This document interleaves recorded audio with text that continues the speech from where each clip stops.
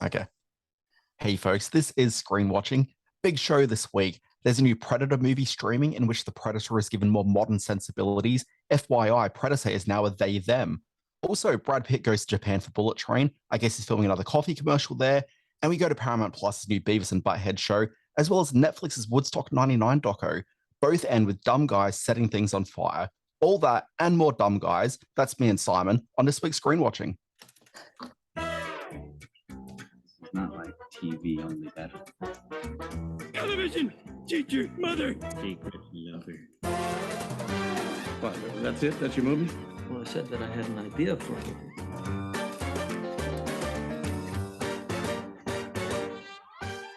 Folks, this is Screen Watching. I'm Dan Barrett, joined by Simon Foster. Hello, Daniel Barrett. Hello, Screen Watchers. Good to be here again for this week's wacky, zany look at the world of film and television and all things in between. I hope you've had a good week, mate. Yeah, but suddenly I realized I'm underprepared. I brought zany, forgot to bring wacky. You left the wacky behind. Go alphabetically. That's always safest. Wacky, then zany. Yeah, but see, again, like my wife's always telling me, Dan, write a list. And, let me down. We're getting dangerously close to FM morning banter when we start talking like that. That sounded a little bit FM morning banter. Okay, now everybody, wait a sec. It's time for the the morning segment. If you recognize that sound, give us a call, 1300-666-555. We'll be back with a non-stop block of Oz Rock and get your icy cold cans of Coke out of the Screen Watching mobile. Okay, this is getting ridiculous. Let's folks. Never do that again. We're going to do reviews. We're going to talk about TV shows. We're talking about movies. I'm going to talk about the brand new series, The Resort, which will be streaming here in Australia on Stan. And it's a Peacock show. Yeah, that's where it's from. Okay. So I was trying to remember what it was in the US. Simon, you're going to talk about Bullet Train, the big new Brad Pitt movie, which everyone's either going to flock to or nobody will. Or not to. Yes, I know. There's a bunch of interesting films out this week, and 13 Lives is on Amazon Prime. That's the Ron Howard film, which looks at the kids stuck in the cave. So keen to see how they bring that off. I love a good person stuck in a cave story. What have been the best cave movies? Batman, I guess. That's right up there. Yeah, that's true. You know what? Okay, here's one that's deep and meaningful to me. Yeah. Is it a cave? Yeah, it's a cave. There's a movie. It's a TV movie. I think it was actually made by HBO, possibly. It's set in Australia. It's set in the outback. Right. There's a school of like an outback school. So there's like a class of, let's say it's like 10 or 15 kids or something. Of various ages, kindy through to sixth grade. Yeah, there's a pair of teachers. I think they're both women. I want to say that one of them could be played by Greta Skarkey, maybe. I don't know how true that is. I don't think that's actually true at all. All right. But anyway, some like gunmen come in wearing like animal masks and take everybody hostage. And I feel that you know what this is now, but I don't know. Like I saw it as a kid, and it's been one of these things that's like a long-term memory burn for me. But while we work out what that movie is, yes, the audience know, we're also going to talk about Prey, which is a brand new movie streaming on Disney Plus/Star here in Australia. Yep. It's a Hulu original, and it is a Predator movie, but without the word Predator in the title. No, in fact, it's a bit of a prey on that with Prey in the title. Okay, so I'm working on an Australian film that doesn't Simon, Greta Skarkey. Simon, we'll work that out later. That's away for things. Okay. Also, we're going to talk about the new Mike Judge's Beavis and Butthead. It's a brand new Beavis and Butthead TV series for 2022. How does it stack up? I'll let you know. And finally, there's a lot of reviews. We're looking at Trainwreck Woodstock 99, which is the new 3-part doco on Netflix. Anyway, we're going to dive into all that and more as we dive through the reviews.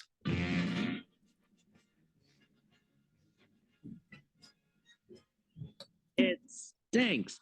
Okay, Simon, I reckon we kick things off by talking about The Resort.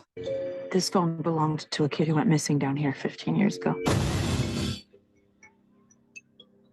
belonged to Sam Wofford. Sam and his mom and his dad and his girlfriend arrived at this resort one Christmas night. But then the next morning, he's gone.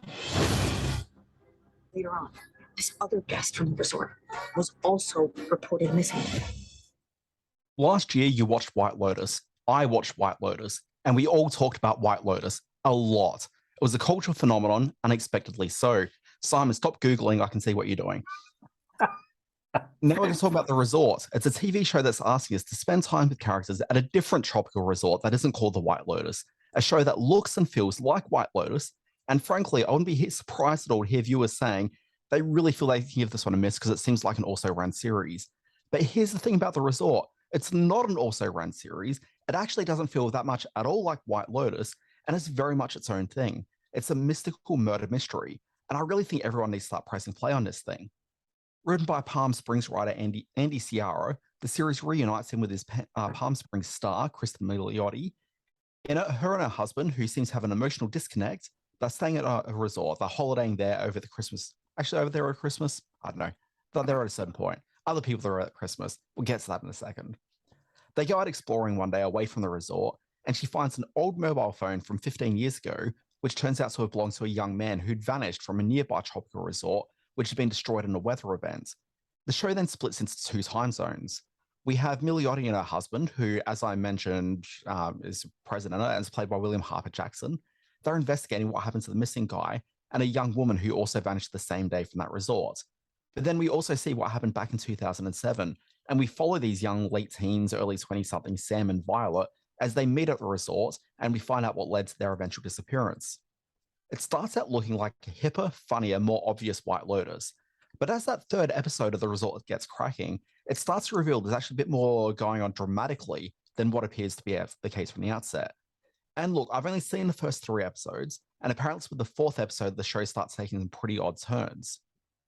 My only concern with the show, because I really like this quite a lot, but my only concern is that from what I've seen so far, I'm actually not invested much at all in the Milioti and Harper characters and whether they mend their relationship or whether their plot becomes interesting. Like, I just don't really care. It's just all a bit flat. But I'm really invested in young folk in this, in the 2007 story. You got Skylar Gisondo, who you may remember from Licorice Pizza, and Nina Bloomgarden, great name. The two of them have great chemistry on screen together. They're a lot of fun to watch. And you've also got, speaking of great chemistry, you've got the real life husband and wife, Becky Ann Baker and Dylan Baker. If you don't know them by names, you certainly know them by face. If you've ever watched a TV show ever, they're always welcome on my TV screen, and they're here playing Sam's parents. And then you've also got Nick Offerman here as Violet's dad. The Resort, 3 episodes in, is already must-watch TV for me, and I'm really curious to see where it's headed, because I'm almost certain it will not be anywhere that I expect it to be just yet. Interesting review. I knew little of this series going into the podcast, and you've piqued my interest. So it's got, I imagine, a fairly lush, expensive setting, and all stops have been brought out in terms of the budgeting and the location work. So, yeah, I'm keen to have a look. Sorry, where can we see? So it's streaming in Australia on Stan. And I reckon it's one of these shows that people kind of just get past a little bit going, oh, I've seen The White Lotus, I don't need to watch this. Going back, it's worth your time. An exciting title. I think I look at the title, The Resort, and it's underwhelming, but by all accounts, by your account at least, the show is whelming.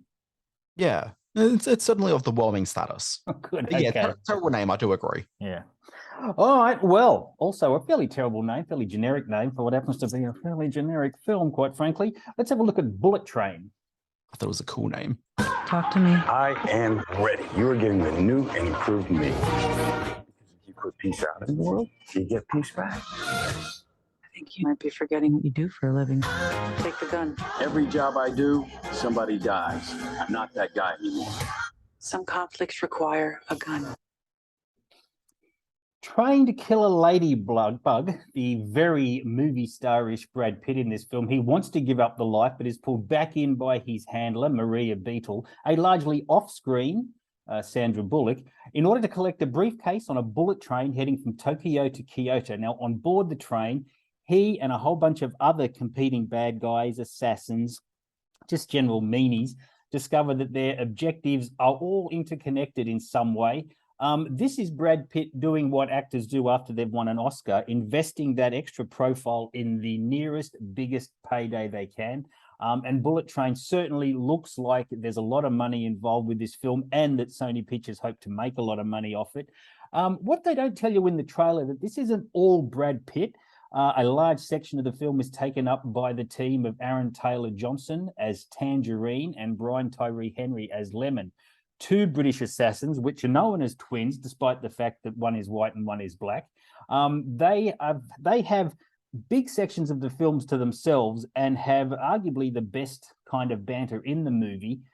You've also got Joey King in there as this very sort of sexy schoolgirl type of British assassin. You have Andrew Kuji in there as Yuichi Kimura, who's a Japanese assassin, and his father, played by the great Hiroyuki Sanada. He plays the Elder. And all of this comes together in what maybe in its best incarnation could have been like a Tarantino version of The Usual Suspects on a train.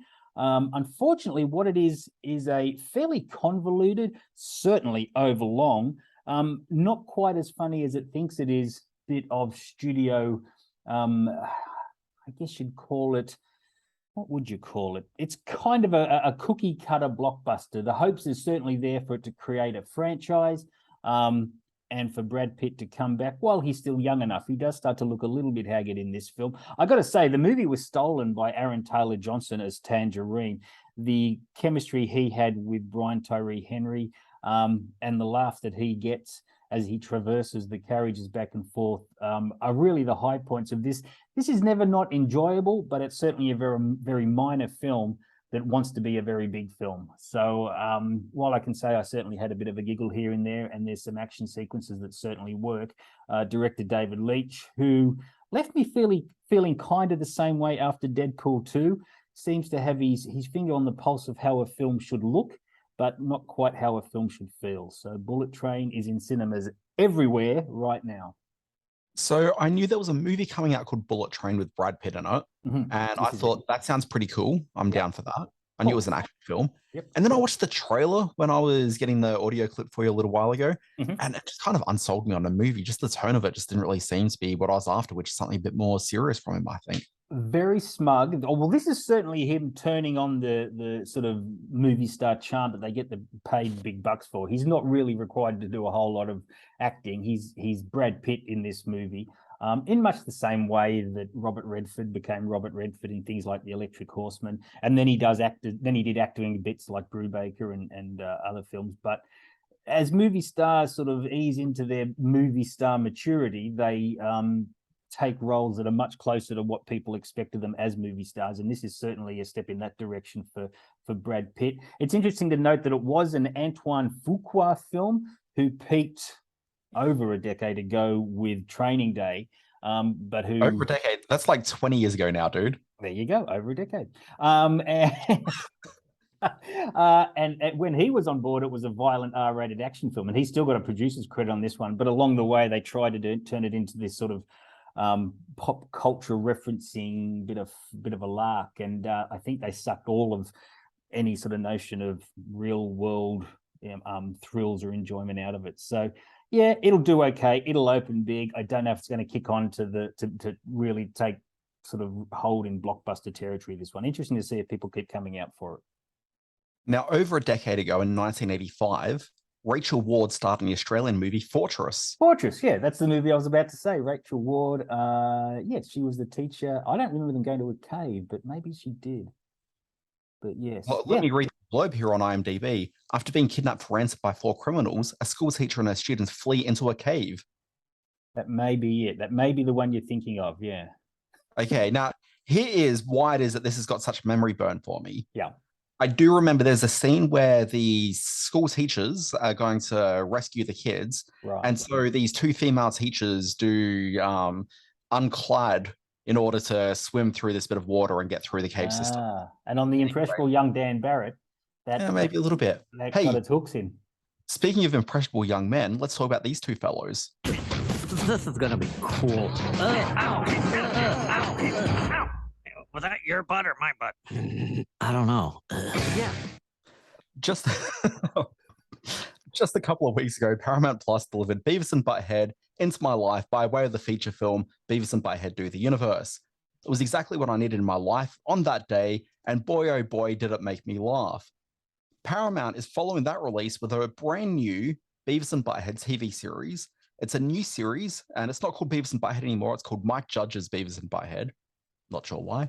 It's in the style of the old MTV show, though, which is to say the episodes usually have 2 stories in them. So every episode is 2 10-minute short cartoons. And within those stories, they'll be broken up by short clips of Beavis and Butthead talking over MTV music videos. The new series is now computer animated, but looks and retains much of the 2D style, cell animation style of the original, and the episodes feel otherwise the same. The storylines, they are a bit more reflective of the modern era. For example, in episode 1, it opens with a shot of our titular heroes, that's it, trying to score with 2 goals who need an extra 2 people to join them in an escape room. Beavis and Butthead then get lost and on their way find themselves in a men's room where they think that's a themed escape room. It's very dumb, it's very funny. Episode 2's got Beavis facing off against his hero outside a Buffalo Wings store. So it's kind of like modern and update slightly to sort of stories you'd see. The only real proper change in the show isn't that it's just music videos that are being watched made fun of in those short interstitial moments. They're also now watching TikTok videos and providing commentary to them.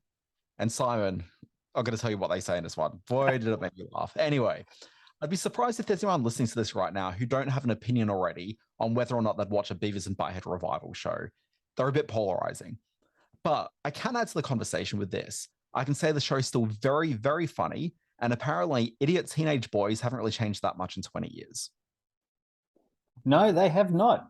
This podcast is evident of that. Look, I am just a huge Beavis and Butthead fan. I'm so glad to say that the best parts of the old series come back, which were the commenting on the music clips and that have grown into commenting on the TikTok clips, because straight away I recall some of the funniest moments of when I discovered them back all those years ago, just over a decade ago. It was a VHS tape that was given to me, recorded off television by a friend.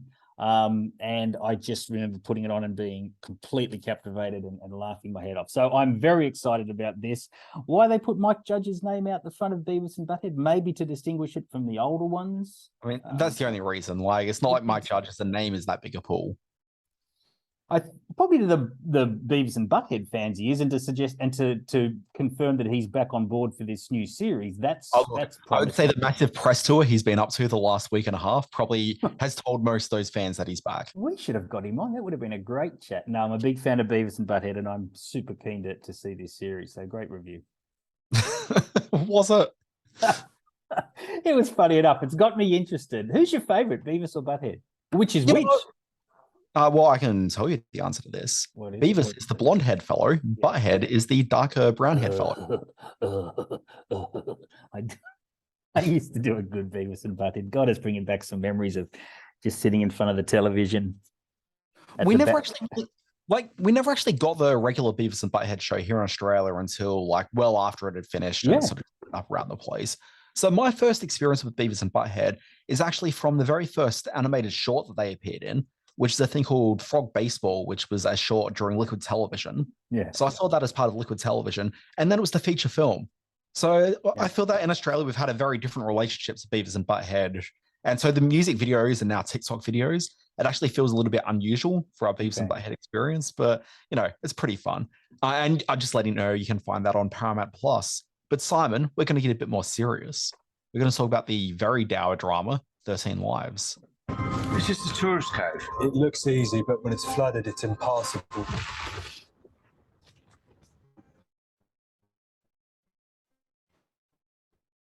It takes a certain kind of mindset for the deep cave diving. You have to be a bit nuts. By a bit nuts. Yes, this is Ron. We'll get him when he comes back in. This is the film version of the incredible 2018 Tham Luang Cave Rescue in Thailand. It's directed by Ron Howard with a very firm hand on realism.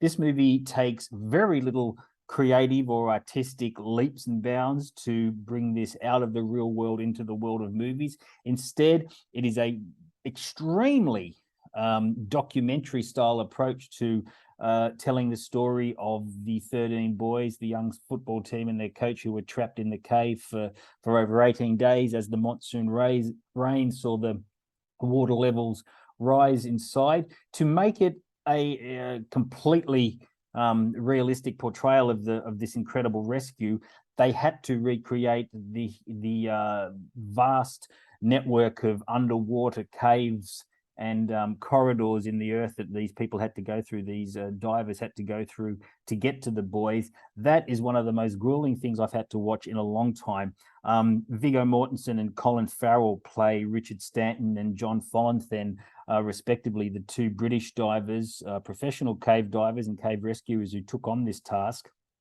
and who come up with the idea to anesthetize the boys to get them through this grueling underwater obstacle course and get them to safety.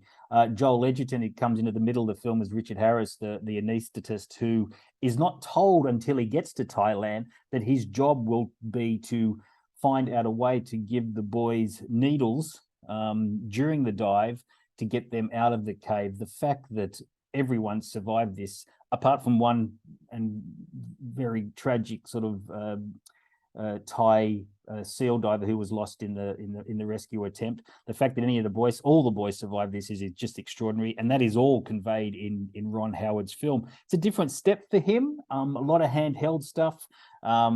Clearly, a lot of small camera use in the very tight places. The recreation of the caves is really outstanding, the way the production team has put this together. There is a very rousing ending, as you would come to expect, but it's not done in that Hollywood way that the Richie Cunningham director of maybe over a decade ago would have done this.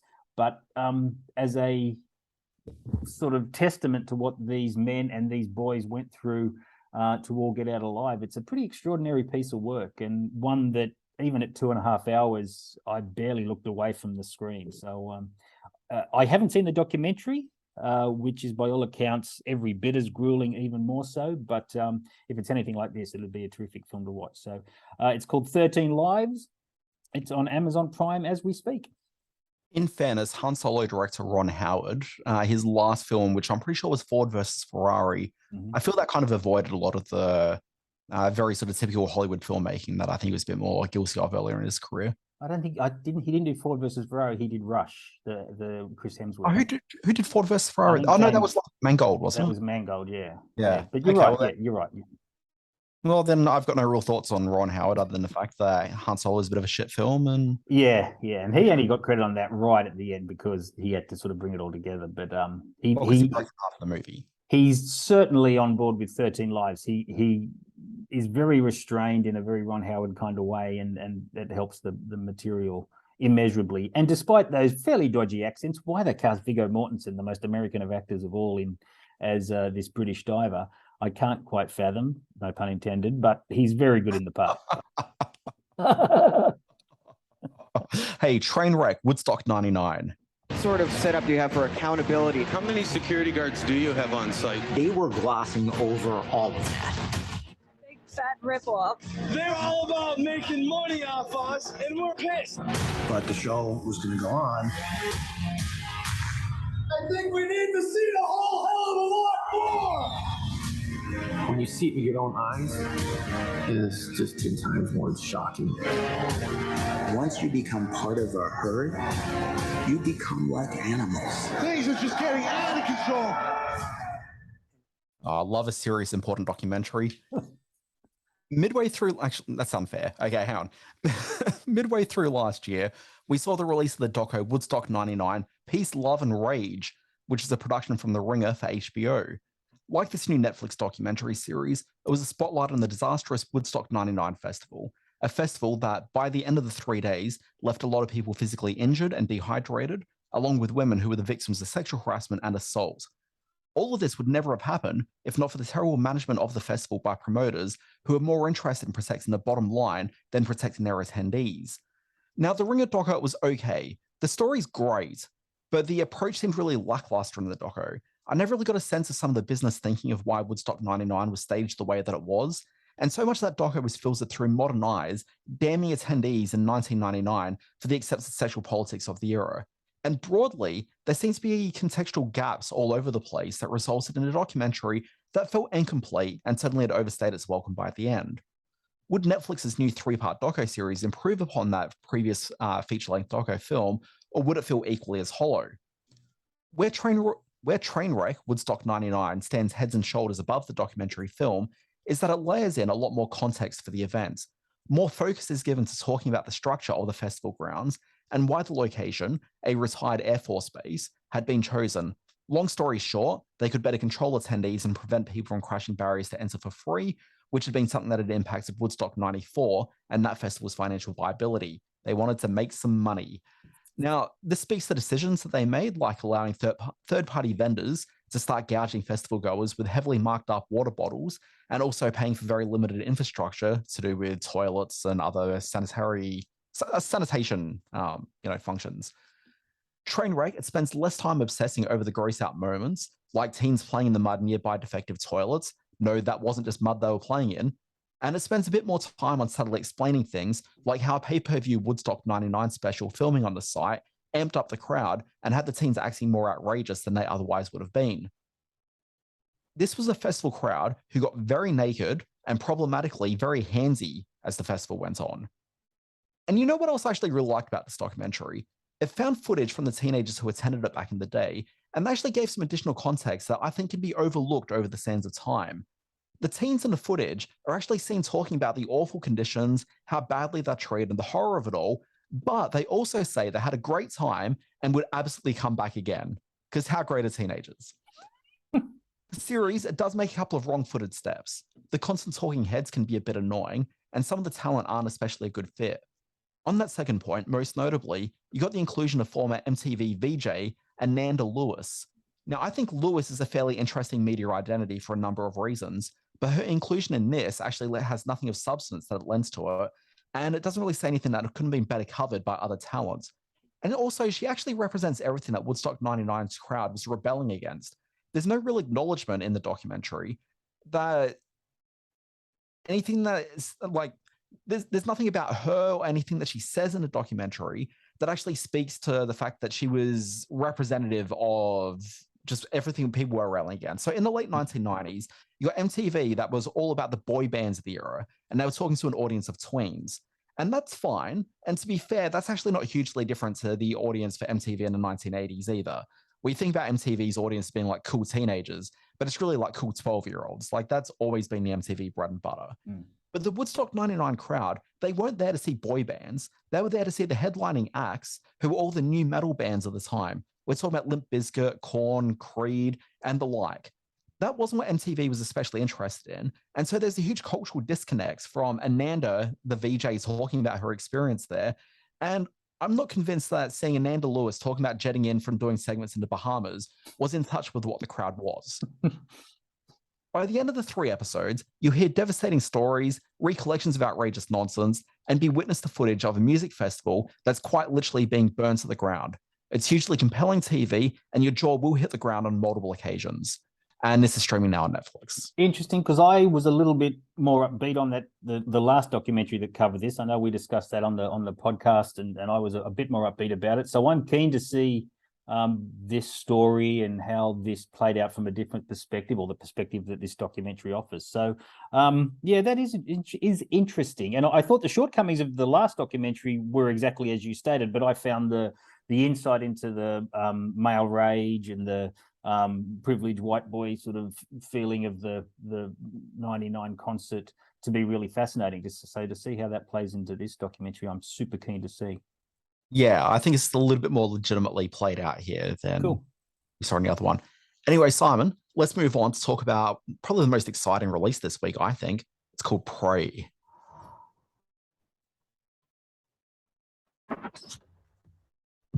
Why do you want to hunt? Because you all think that I can't. Saw a sign in the sky. I'm ready. I think all the dialogue in the movie is in that clip I just played. I think it is. I was wondering what you're going to pick out of the film. This film from director Dan Trachtenberg, who did Cloverfield Lane 10 or something, what it was called.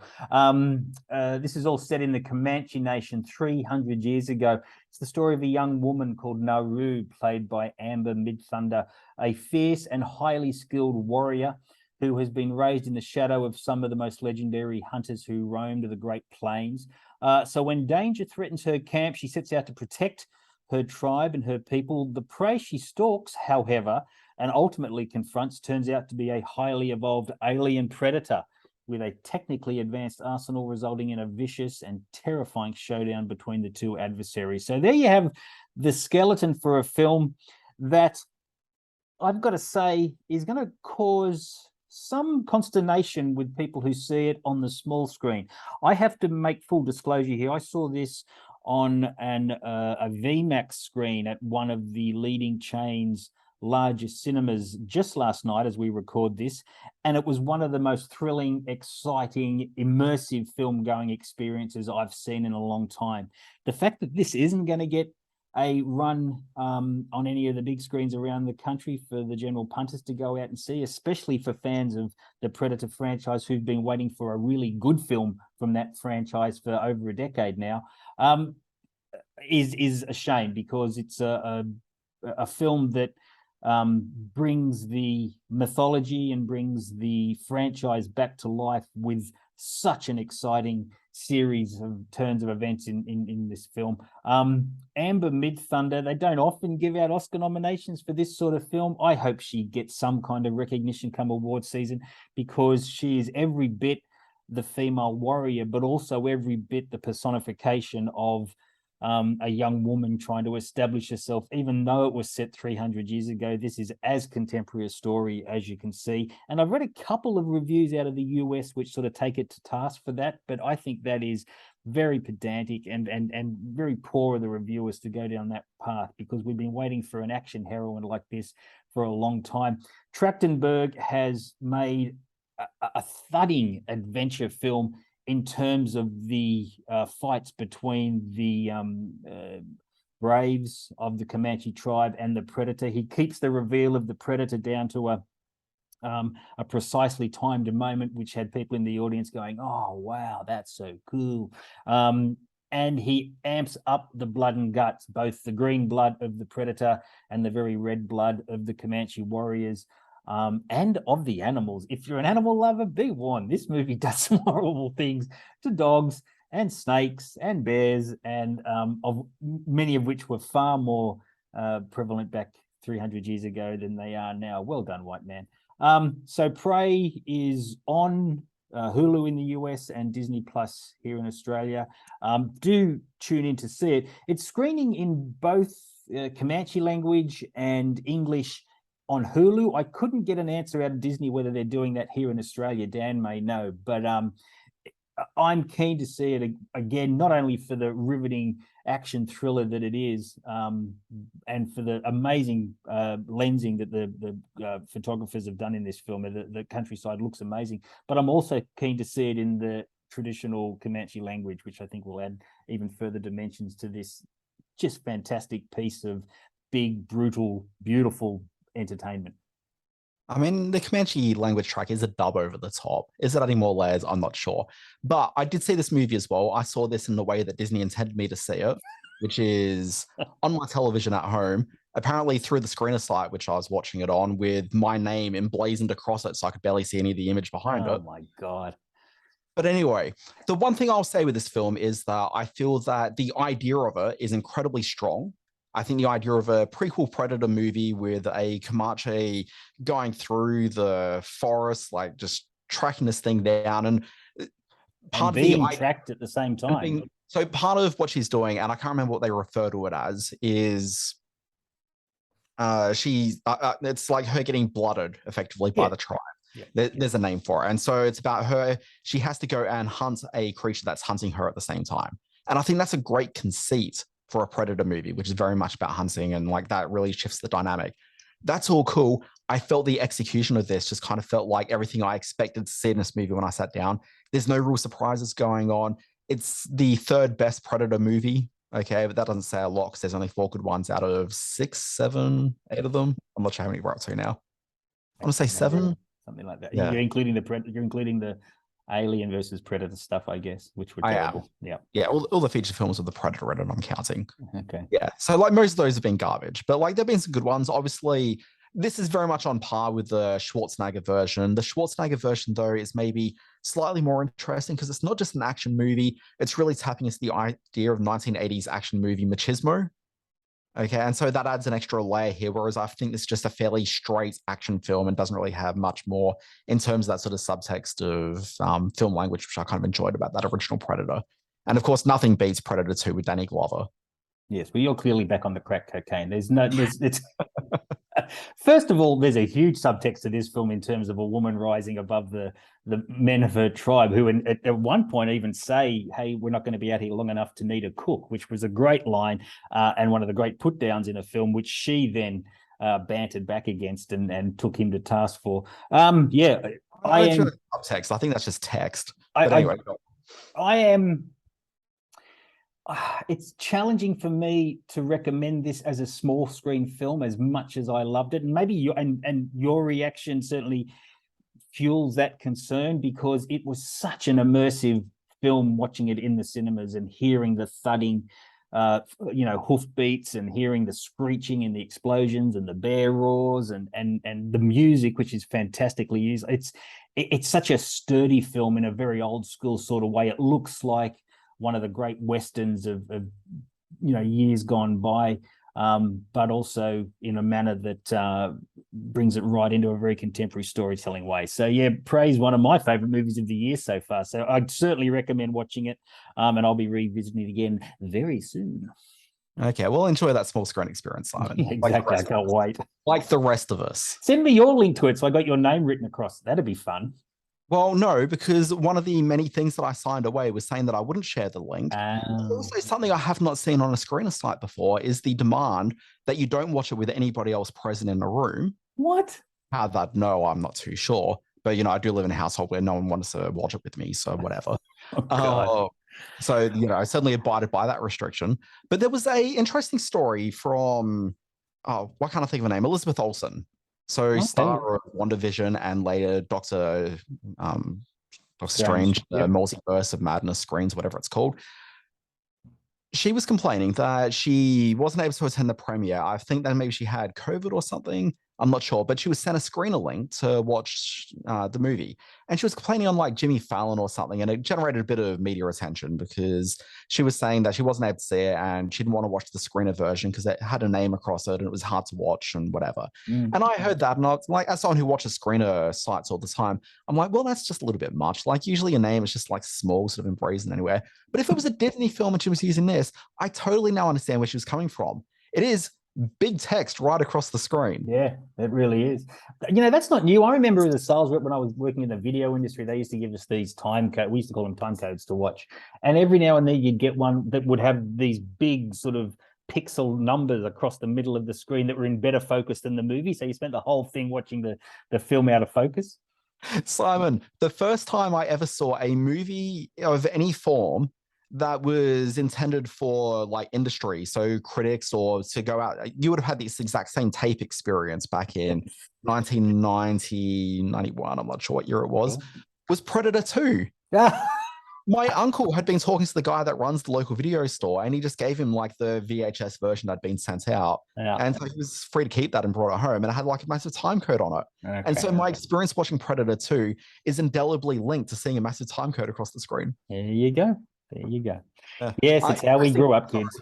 Speaking of Predator 2, there is actually a very strong connection between Predator 2 and this movie Prey, with the gun that she is handed in the film.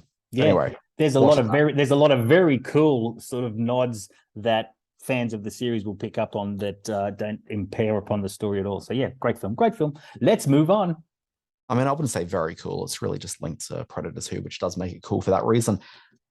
Anyway, Simon, that's the end of that segment, so we should probably play some sort of a theme.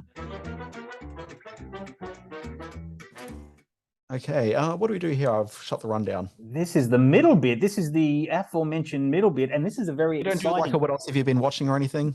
Oh, we do, but I haven't got anything this week because I haven't been watching. No, that's later in the show. We moved all that around last week. You've got to come to the production meetings. Our research team is wondering where you are at these production meetings.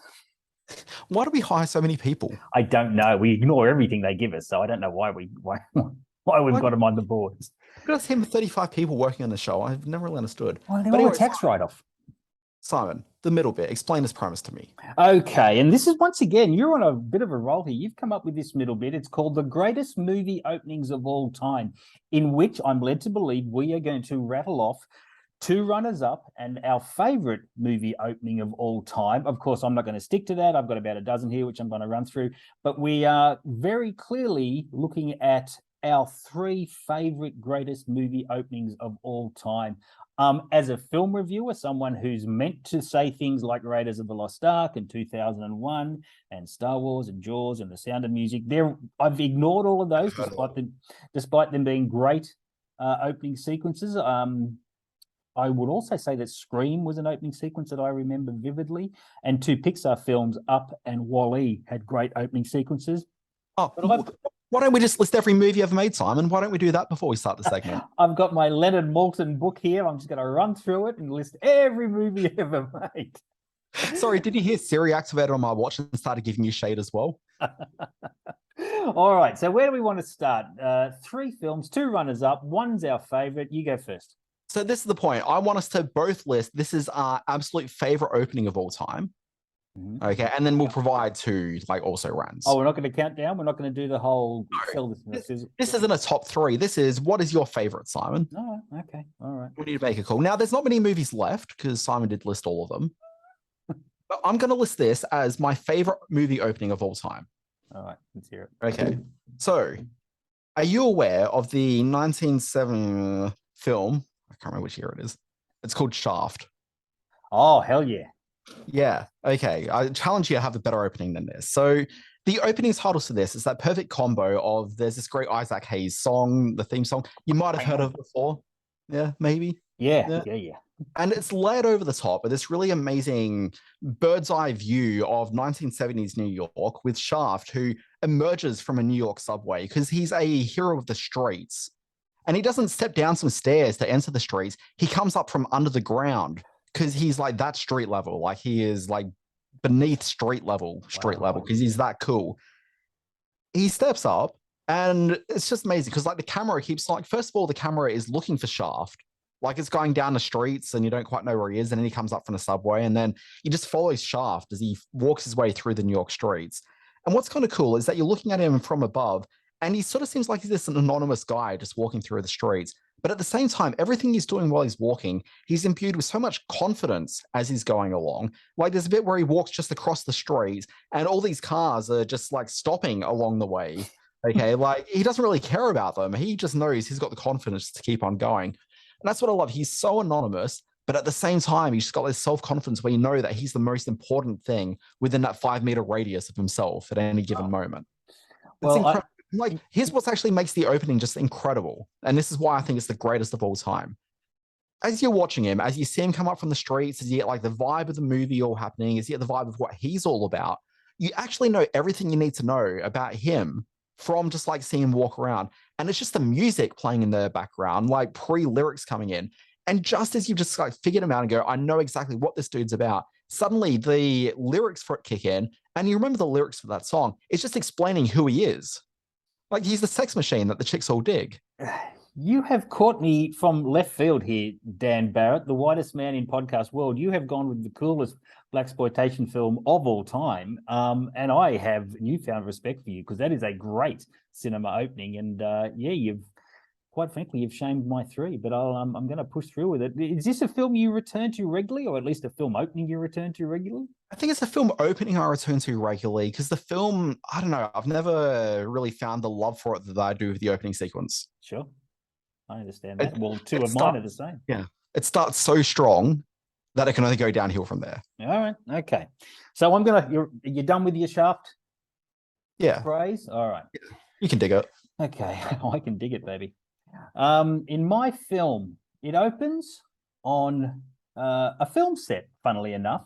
A film crew is making a Gunga Din-style costume epic, and an unknown Indian actor, Harundi V. Bakshi, plays a bugle to warn his people that the English mercenaries are coming to slay them.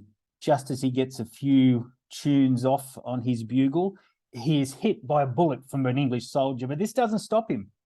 He continues to play until his body becomes riddled by English bullets. And then he plays some more. And then he keeps playing. And then he plays and plays and plays that bugle despite being absolutely filled with the lead of the British soldiers. The film is The Party. It is Peter Sellers playing Harundi V. Bakshi, which we all know nowadays is problematic. But wait. It wasn't really an Indian fellow? No, it wasn't. It was Peter Sellers in groundbreaking makeup of the period. Oh man, I know. Look, I know this is going to get, and I can feel my wife's eyes burning into the side of my head as I say this. She's going, "Stop bringing up The Party. It doesn't cut it anymore." But that opening sequence is still one of the very funniest things, if not the funniest things I've ever seen in the movie. And what then proceeds is how his bumbling Peter Sellers-esque comedic brilliance undoes this big budget set.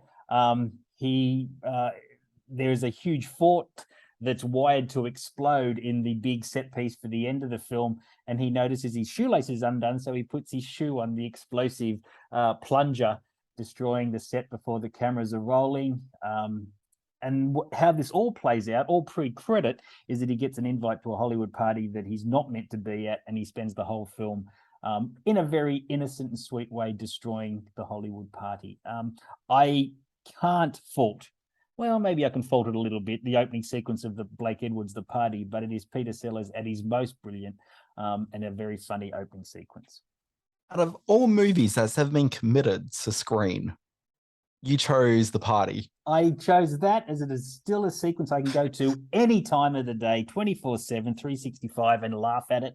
And I've rattled off that there are more famous ones and ones that, for me, stand out as a film lover. The Raiders, Star Wars, Scream, Jaws, The Lion King even, as great openings to a film. But if we're talking personal choice, I think that's the funniest thing that's ever been put on screen. Okay, well, I feel I've won this segment this week, but here with my other two selections. You rattled me with Shaft, I got to say. You did rattle me. Well played. Came out very strong.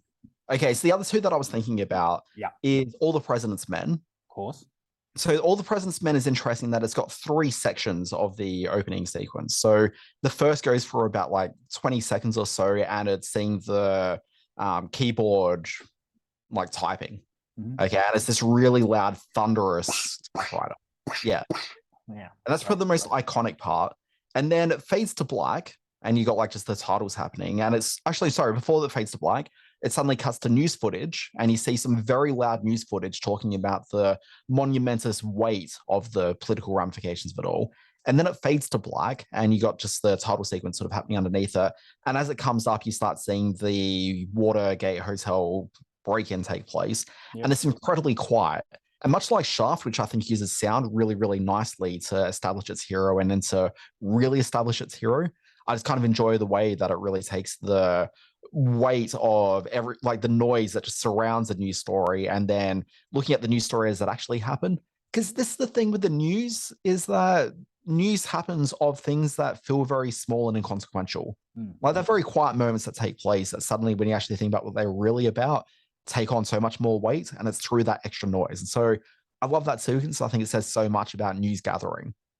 Great choice. I came very close to choosing that, and I'm very excited that when I mentioned my second one, which I'll do in a minute, we're kind of from all the same period of filmmaking, which is really interesting.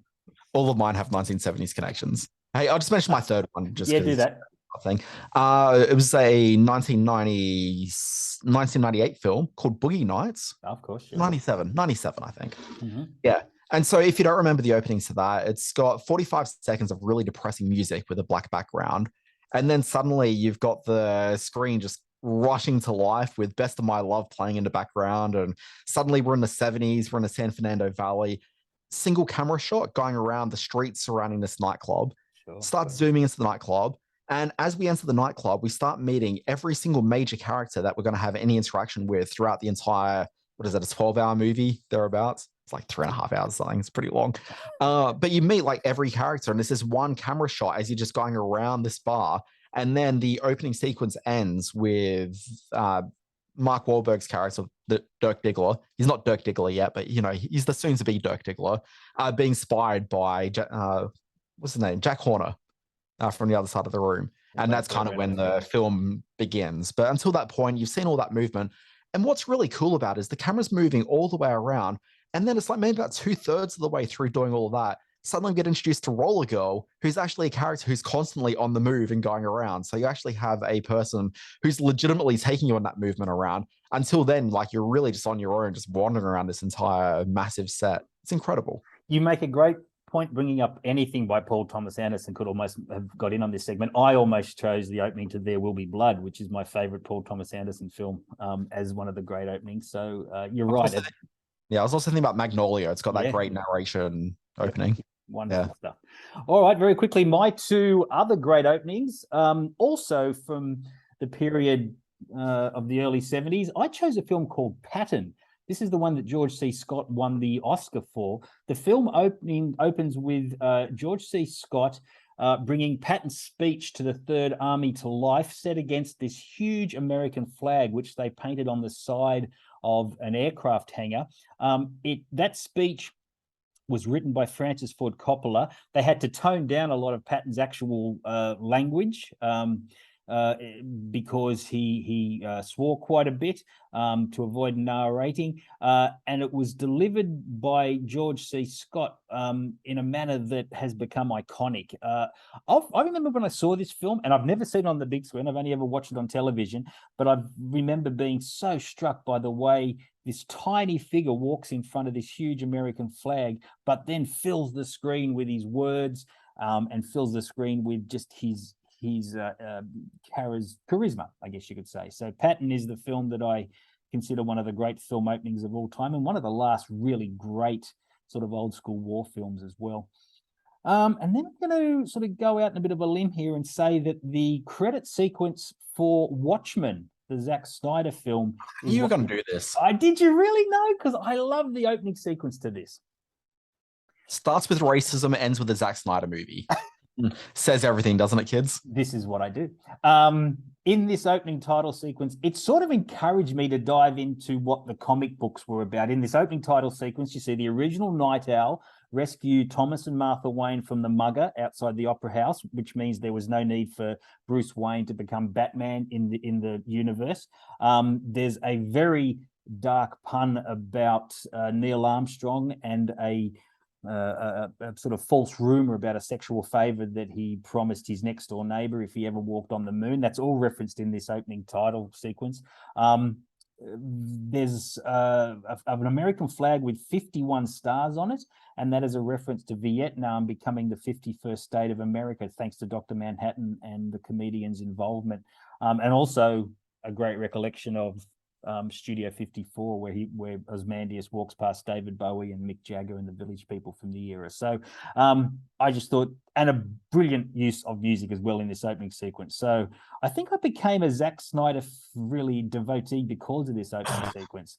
And I'm a huge fan of Watchmen, which I think is one of arguably the greatest comic book adaptations ever, and certainly a great opening sequence. Have you ever read the comic? I read the graphic novel version of the film when it came out. So yeah, I got that big hardcover book that came out with it. So yeah. Wait, sorry, there was an adaptation of the film and not the comic? Or are you talking no, about they re-released the graphic novel with the in sort of to coincide with the film, and that's the version of the graphic novel that I read. Okay. Yeah, sure. It was very cool. Why? You didn't like Watchmen? Oh, no, I mean, Watchmen's one of the greatest bits of narrative comic art that's ever been created. Yeah, the movie, I'm not really sure I'd agree, but, you know, you do you. I'll do me, yes. And if you haven't seen The Party, go back and watch it. Gee, it's funny. Sure. I think that's the middle bit. Oh, Sting. It's a shame we don't have a Sting song as our musical Sting, isn't it? Well, we'd have to pay for that, wouldn't we? Yeah, probably.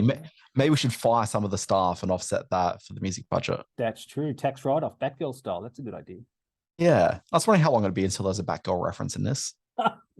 Do we need to discuss that? Because that's one of the craziest things that's happened in recent memory. You can suddenly write off a $70 million film.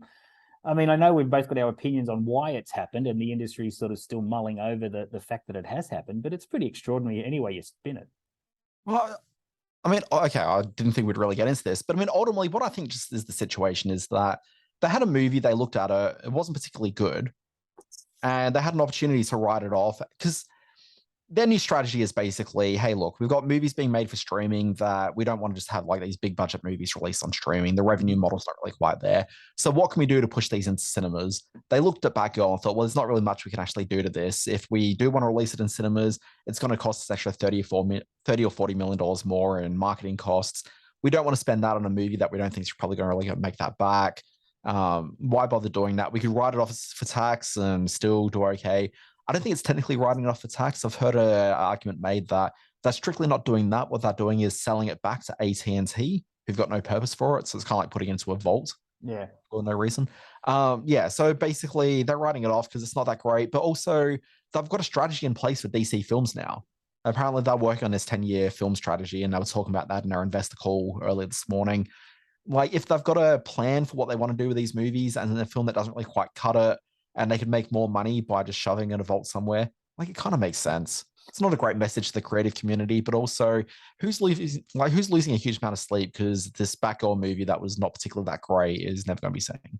Well, regardless of how good or bad the film is, and we can't really judge that until we've seen it, that the spin that Warner's could be putting out in the wake of this is that they had to make, that was part of their decision making, but who knows?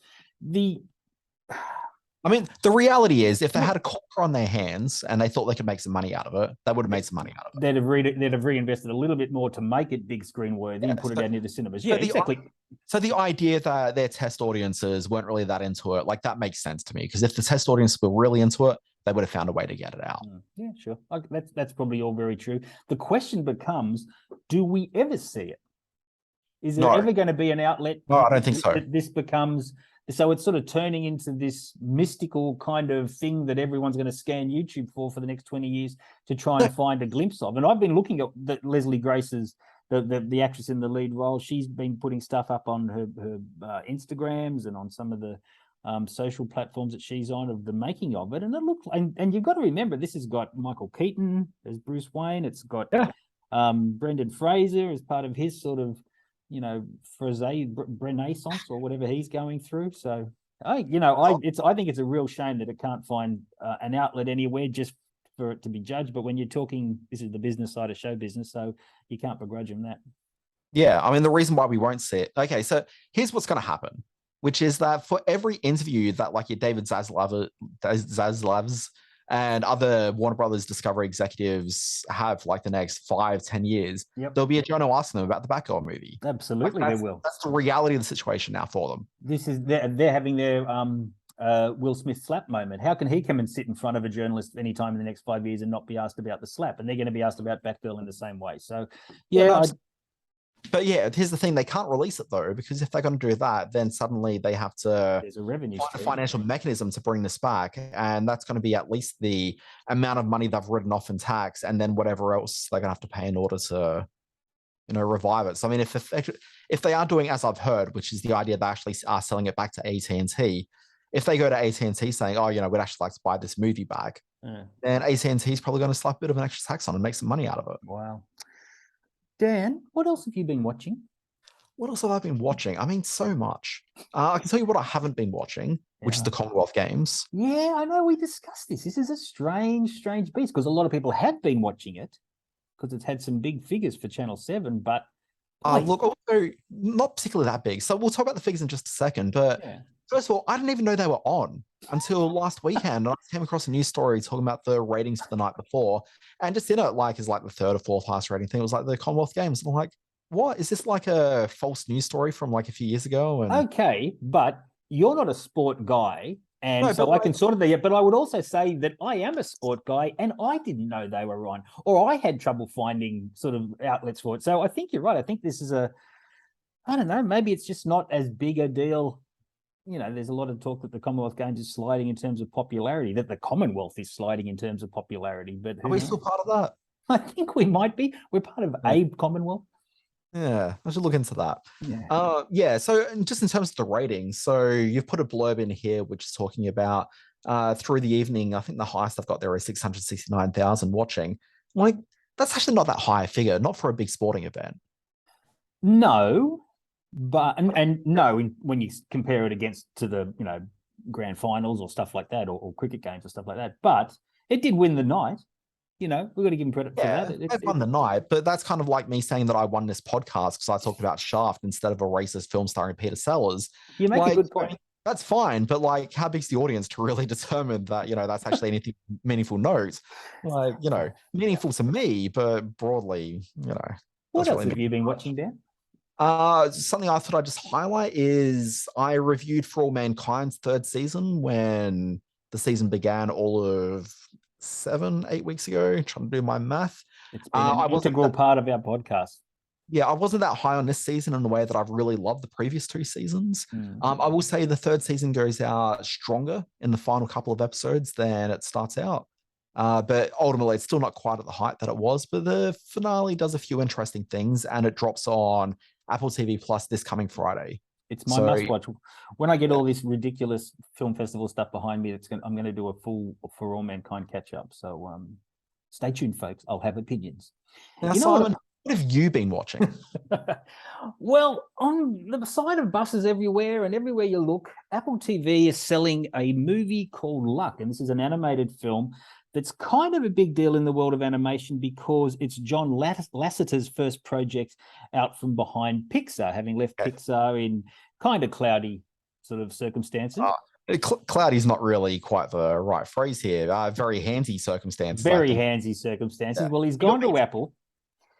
He's gone to Apple and he has made this film called Luck, and he's very clearly got his mind set. Can we just clarify something here, talking about John Lasseter in terms of making this movie? Yes. This film was most of the way through being done when he joined the project. Okay. So a lot of the creative isn't really necessarily him, but he was able to make some tweaks here and there. But as you start seeing the next 2 or 3 films come out from Skydance Animation, it's going to become much more John Lasseter joints. So I wouldn't look at this one calling it a John Lasseter movie, even though like his name's certainly on it, but he's not really 100% there. Okay. Well, that might explain why it's such a shit film, because it really is. This is a film that runs 106 minutes, another movie that hits the 100-minute mark that should have been 88. The animation is such that it brings the big budget prowess and artistic profile of Apple TV down a few notches, because so much of what they do is so beautiful to look at and so brilliantly staged. I would have thought with their first, or one of their first major animation works, it would have been better.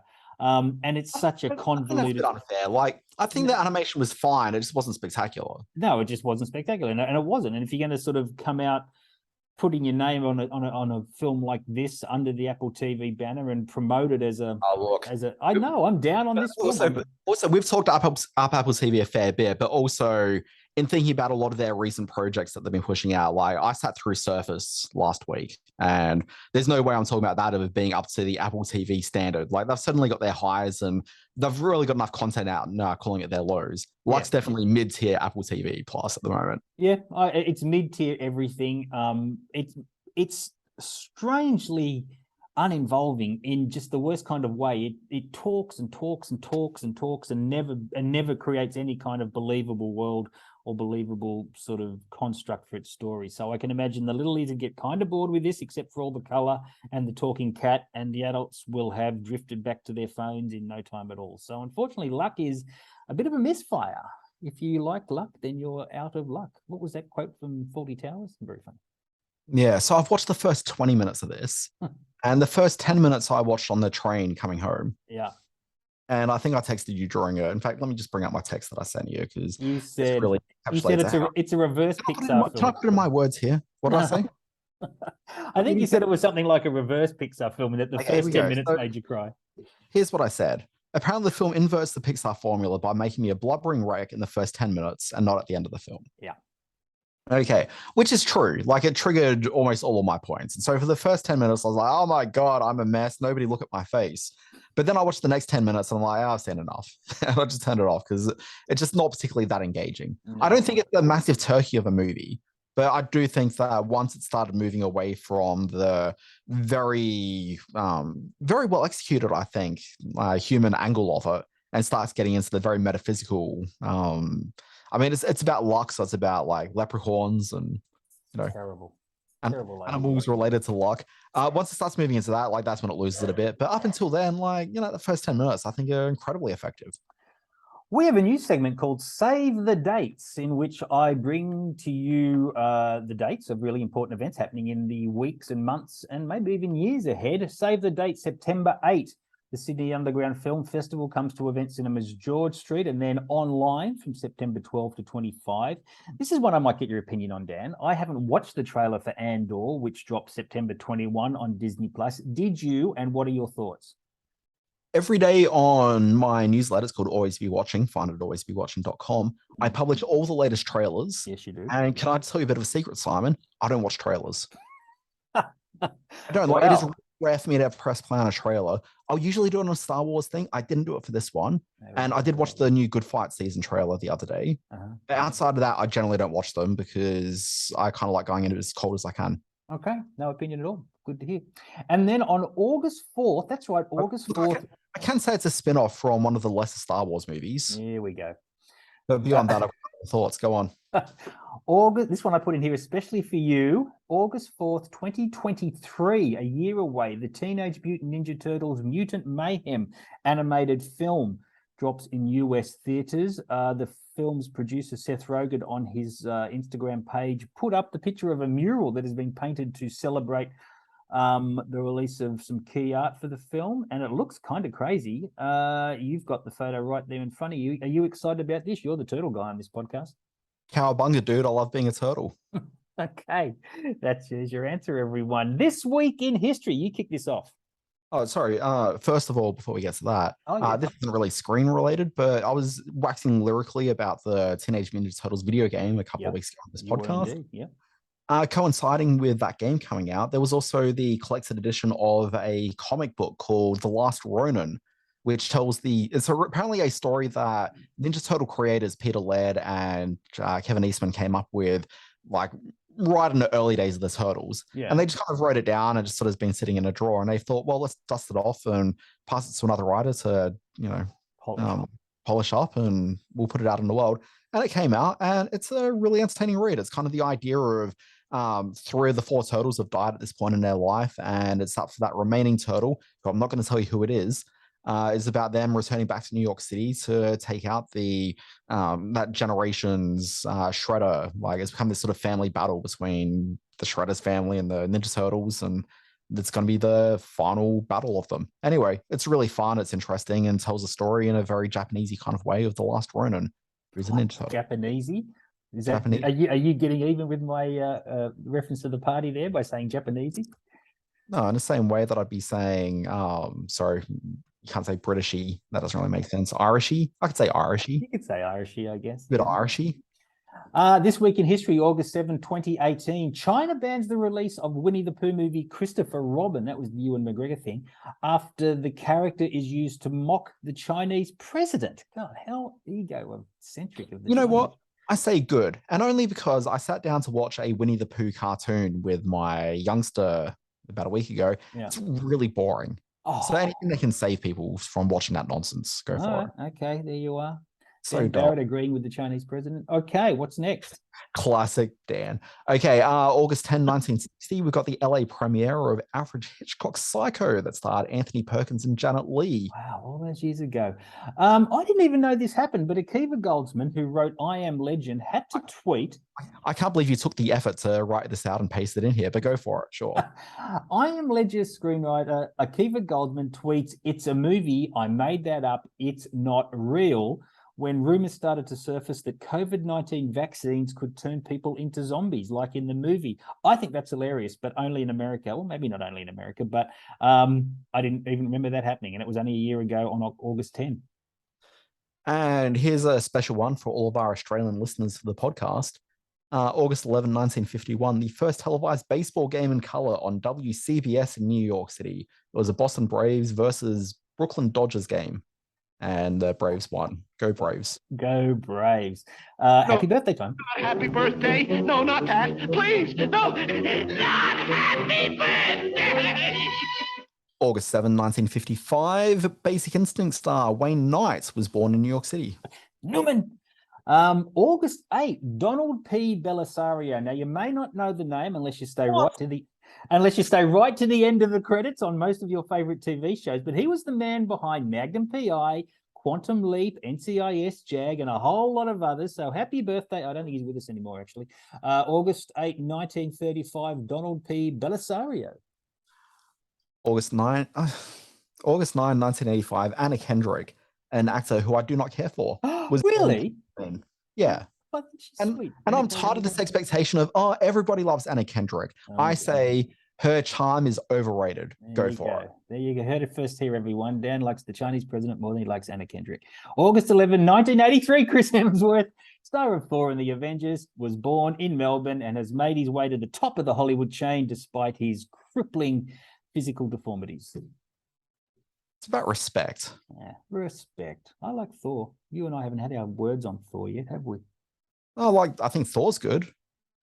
Yeah, I don't care for Thor: The Dark World. Middling on Ragnarok, and then I really didn't care for the fourth one either. So whatever. Wow. You know, it's his birthday. Cut him a break. You know, he's had a bad run lately. You know what?